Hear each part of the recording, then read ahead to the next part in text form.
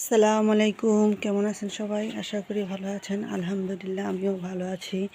তো বৃষ্টির আগে ছাদে অনেক কাজ থাকে, সামরিক যে কাজগুলি করে নিয়েছি। তো ঝাড়ু দিয়ে ছাদটাকে পরিষ্কার করে নিয়েছি, যাতে বৃষ্টি আসলে ময়লা টলা না আটকে যায়, পানি না আটকে যায়। তো আসলে ছাদ পরিষ্কার থাকলে, পরিষ্কারভাবে কাজ করলে খুব ভালো লাগে, মনটাও ভালো লাগে। গাছগুলিকেও কিছু সেবা যত্ন করে নিয়েছি। তো আজকে দুপুরবেলা চলে আসলাম। দেখেন আমার এখানে কতগুলো পুঁই ফুল হয়েছে, ভাজি করে খাওয়া যাবে। তো টমেটো অনেক খেয়েছি, তা এখন আবার নতুন করে হচ্ছে।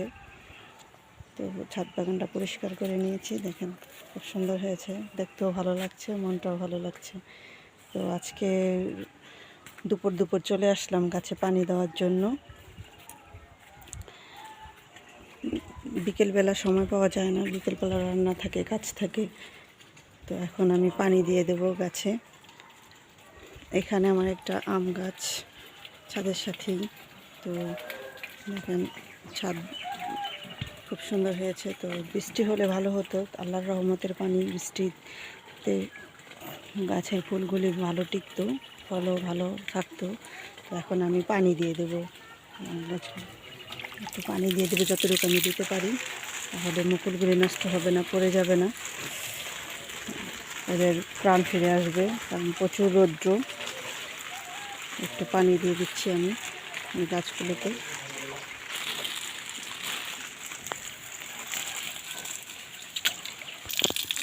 তো আমার গাছগুলোতে আমি পানি দিয়ে দেব।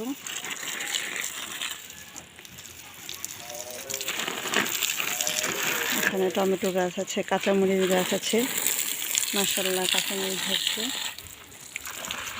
এখানে মাশাআল্লাহ ভালো টমেটো হচ্ছে। আমাদের যে পুরনো গাছগুলো ছিল ওগুলোর থেকে আমি ভালোই টমেটো পেয়েছি। এখন আবার নতুন করে এগুলিতে ধরছে। কাঁচামরিচ গাছগুলো খুব ভালো হচ্ছে।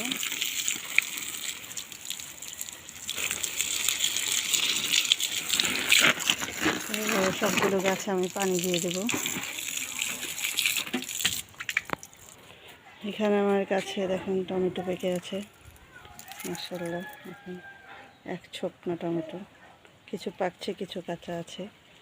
এখানে টমেটো পেকে আছে।